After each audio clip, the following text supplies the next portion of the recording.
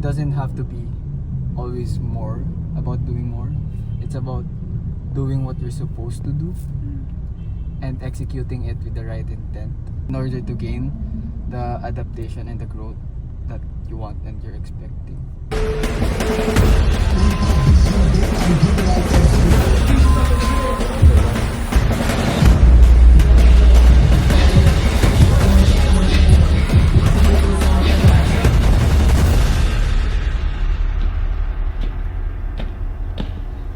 Hey guys, wait lang, baka rinig niyo yung truck.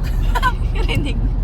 Hi guys, it's January 18 and it's my mom's birthday.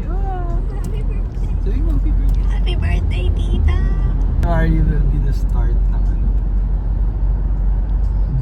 hindi ko naman ang tawag eh. Documentary, vlog. Hindi ko naman ang tawag pero naisip ko parang hybrid diaries siya na documentary. So, i-document yung trainings ko, basically my journey throughout the year and sa future. At the end of every video na mapopost ko, like ma-release ko out there, sana may makakuha kayo na something positive na makaka-help sa inyo. Main point naman nito is to just document my progress and dagdag accountability lang. Syempre, I'm posting my training, so dapat mas pinupush ko yung sarili ko kasi ayoko naman maging hypocrite na nagtitrain. Kunyari, sobrang sipag ko mag-training pero hindi ako nag-improve. So yun, para sa akin dagdag accountability din to. And one day kapag nandun ako sa future, like pag nandun ako sa future pag nandun ako sa place kung saan yung na-envision ko na place na malakas na ako, ganun, pwede kong balikan yung videos na to keep me grounded, to be reminded of where I started, kung ano lang ba ako dati. Ayun, sana marami akong ma-inspire sa inyo. It's not really about posting or to impress. It's to impress. It's really about documenting and showing my raw. Yung vlogs na to, yung videos na to, magiging raw lang siya. So, onti lang yung edit, yung mga montage, magkakaroon ng montage, pero tinignan ako nila at sabi, sino to? Vlogger ba?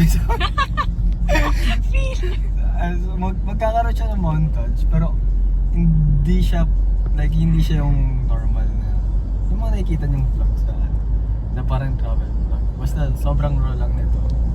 I'll try my best to keep it raw, relatable, and makikita niyo yung mga days na pag wala akong talaga, kapag 0 days yung wala akong ma-offer, as in makikita niyo din kapag tinatamad ako, gano'n. Kasi syempre hindi naman ako always sinisipag mag-training eh.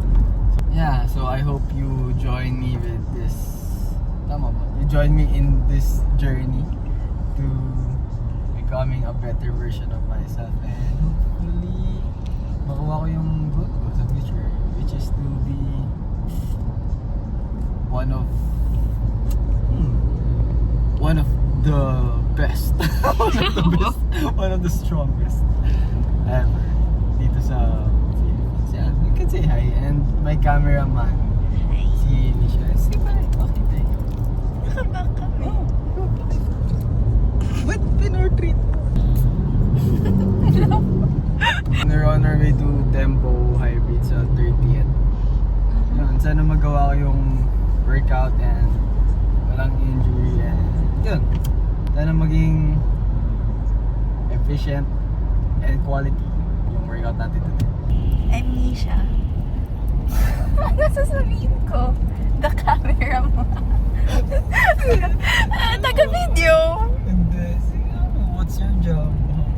I'm an occupational therapist. I'm 24 years old. You're so old. I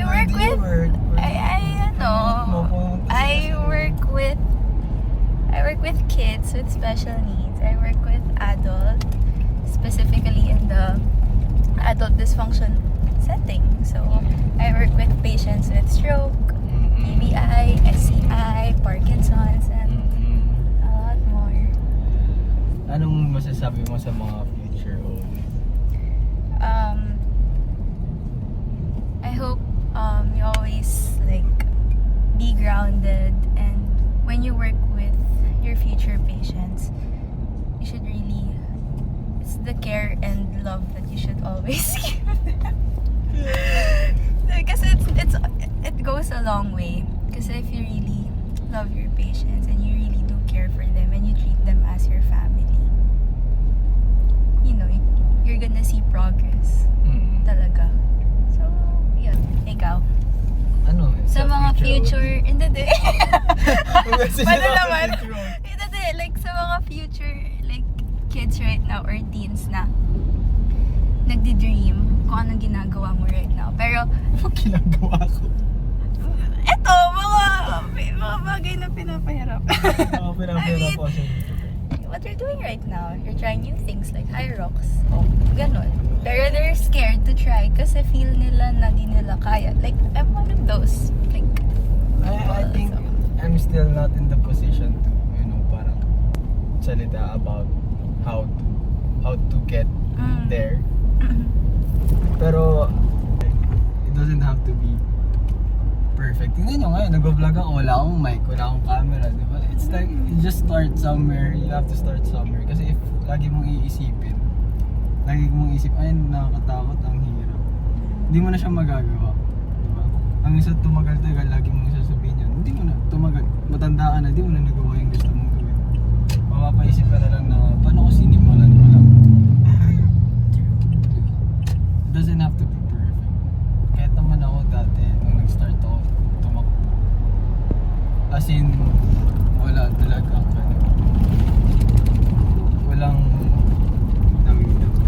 wala akong running shoes. Ang shoes ko nun, basketball shoes. Teka, maalam. Yung gimbal ko, yung gimbal. Sorry, ito. Wala akong running shoes. Basketball shoes gamit ko nun na punit yung gilid. Kasi sabi ko, pang running lang naman. So, basketball kasi talaga sport ko, so wala akong running shoes. Tapos, gusto ko tumakbo. Ano yung 10K sa Vermosa. Tapos punit yung gilid. Nakalimutan ko na yung tawag doon, basta black siya. Alam ni Aaron yun, tsaka saan mo alam. Kasi gusto ko lang tumakbo. Kung gusto mo talaga, you won't wait for perfect timings, ganyan. Kasi di ba, sino ba tayo para malaman natin kung kailan yung perfect timing? Di ba? Just start, doon mo malalaman kung okay ba, kung kaya mo, or kung nahirapan ka man, edi at least alam mo kung nasan ka, yung baseline mo, kung ano yung current level capacity mo. Diba? And then from there, work for it. Kung gusto mo talagang mag-go. Ayun, doon ako nagsimula. And then, lahat naman ng bagay mahirap kasi kung hindi, ginawa na ng lahat. Diba? Kung sa Hyrox nga, kung madali, sana ginawa na ng lahat. Diba? Kung sa work nyo madali, sana ginawa na din ng lahat. Eh hindi naman. So, you always have to expect something challenging. What's life without challenges? Grabe. Ay. Masyado bang malapit? Oo, eh. Buti pa dito guys, so may Ano yun? one stop. Wala. Pasig number 1 talaga. Wala sa atin eh. Wala nyo na lang taga-sign kami.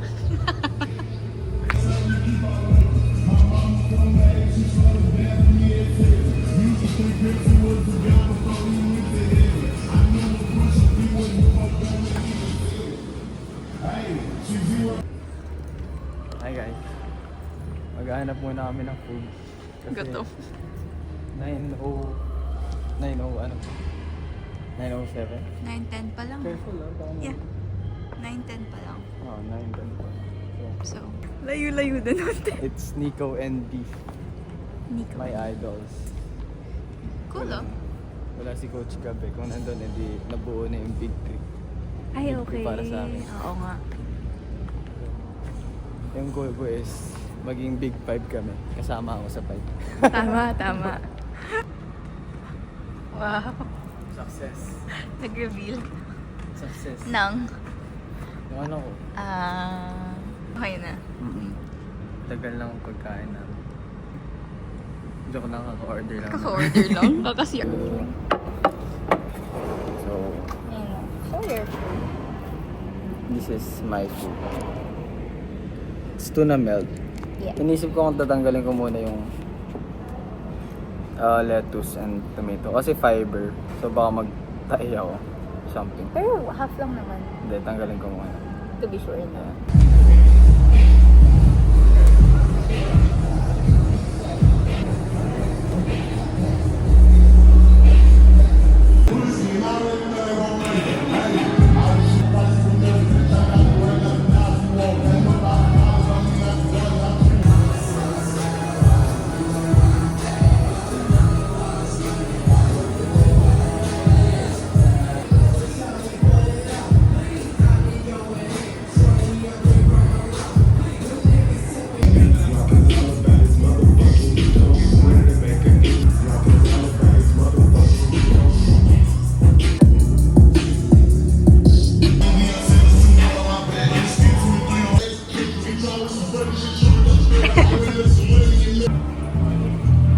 Sip.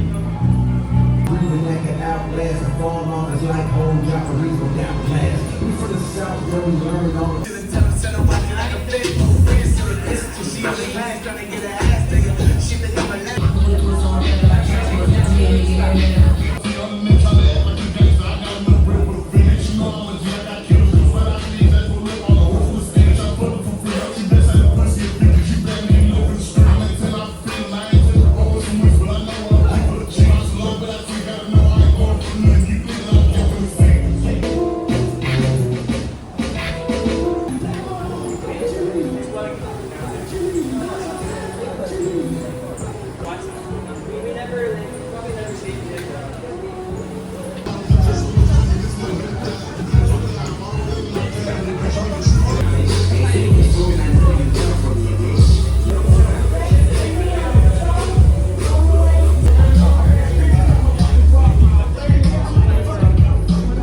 Nice one.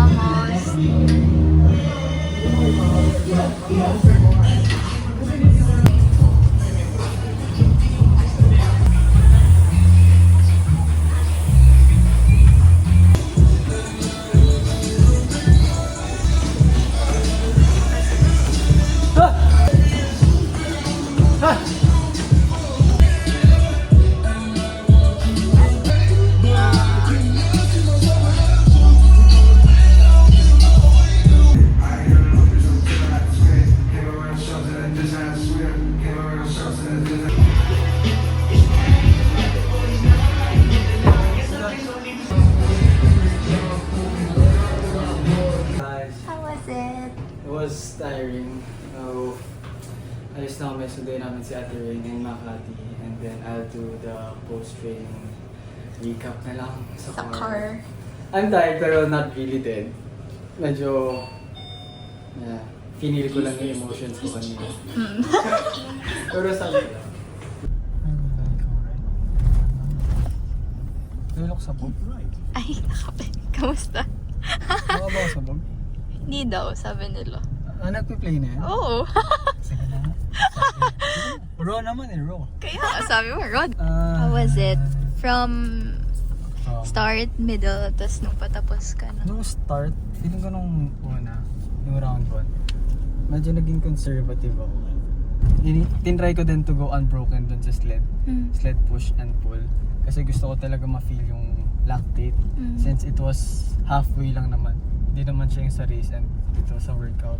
So gusto ko ma-feel ko yung lactic sa legs ko. Habang nagsisled push. Tapos magra-run ako. Kanina, kaya ko naman i-run. Naging conservative lang ako sa runs ko sa first round. Yan yung problem ko eh. Naging conservative ako masyado. Parang iniisip ko safe energy, safe energy.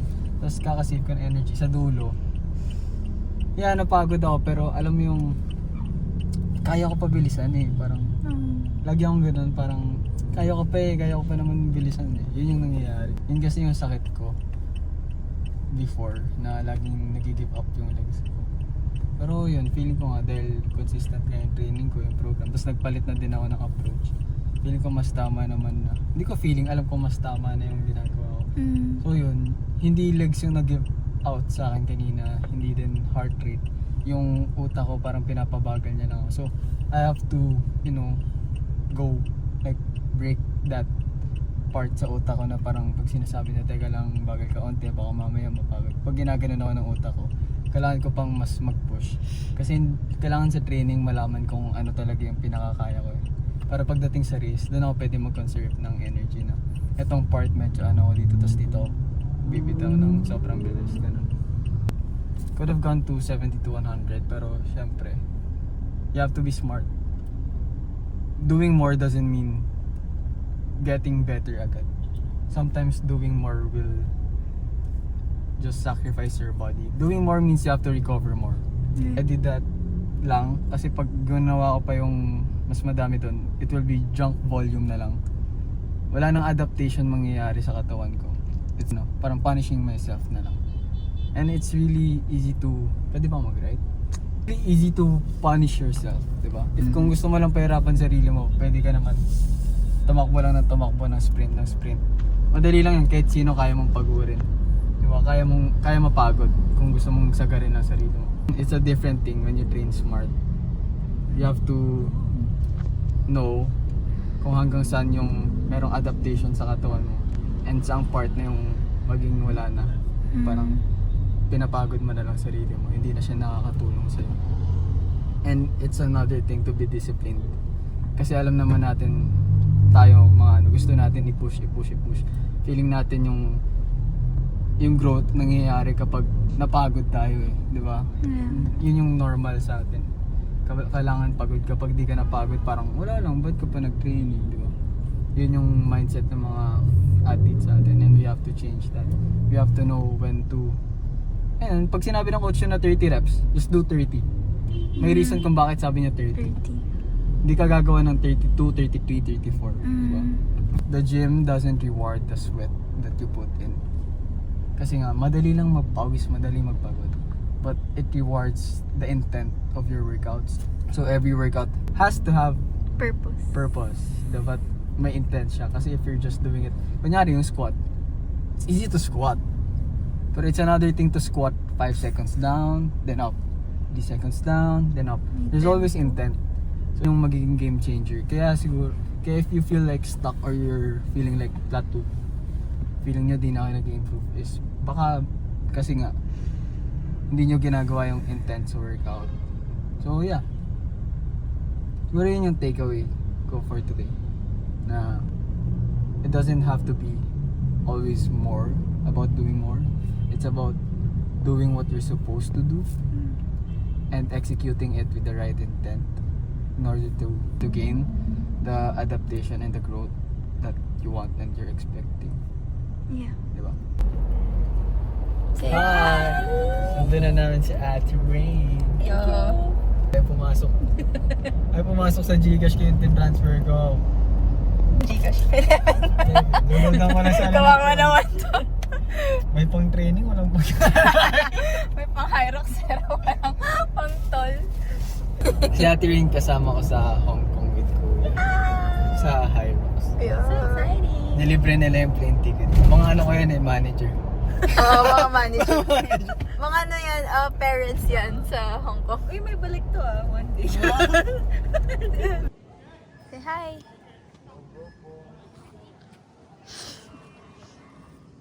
Jace, say hi. That's my guy. Yeah. Say something. Hello. Just hello. Say Happy birthday to you. Happy birthday to you. Happy, happy, happy. Happy birthday to me!